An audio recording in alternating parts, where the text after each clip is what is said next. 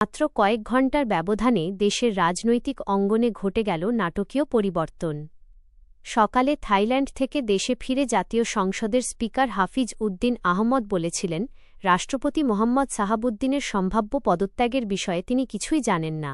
তবে বিকেল গড়াতেই রাষ্ট্রপতির পদত্যাগপত্র গ্রহণ করে সংবিধান অনুযায়ী ভারপ্রাপ্ত রাষ্ট্রপতির দায়িত্ব নেন তিনি। শুক্রবার বিকেল ৫টা ১ মিনিটে রাষ্ট্রপতি মোহাম্মদ সাহাবুদ্দিন তার স্বাক্ষরিত পদত্যাগপত্র স্পিকারের কাছে জমা দেন। পরে জরুরি সংবাদ সম্মেলনে হাফিজ উদ্দিন আহমদ জানান, সংবিধানের ৫০(৩) ও ৫৪ অনুচ্ছেদের বিধান অনুযায়ী তিনি ভারপ্রাপ্ত রাষ্ট্রপতির দায়িত্ব গ্রহণ করেছেন। স্পিকারের ভাষ্য অনুযায়ী, রাষ্ট্রপতি হৃদরোগ, উচ্চ রক্তচাপ, ডায়াবেটিস, কিডনি জটিলতা এবং অটোনমিক নিউরোপ্যাথি সহ একাধিক জটিল রোগে ভুগছিলেন।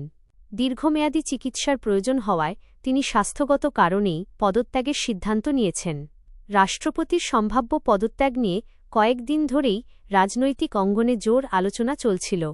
এর মধ্যেই স্পিকার নির্ধারিত সময়ের আগেই চিকিৎসা সফর সংক্ষিপ্ত করে দেশে ফেরেন। সকালে তিনি বিষয়টি সম্পর্কে অজ্ঞতার কথা বললেও বিকেলে সাংবিধানিক দায়িত্ব গ্রহণের মধ্য দিয়ে সব জল্পনার অবসান ঘটে। সংবিধান অনুযায়ী নতুন রাষ্ট্রপতি নির্বাচিত না হওয়া পর্যন্ত ভারপ্রাপ্ত রাষ্ট্রপতি হিসেবে দায়িত্ব পালন করবেন স্পিকার হাফিজ উদ্দিন আহমদ। এরপর নির্ধারিত সময়ের মধ্যে জাতীয় সংসদ নতুন রাষ্ট্রপতি নির্বাচন করবে।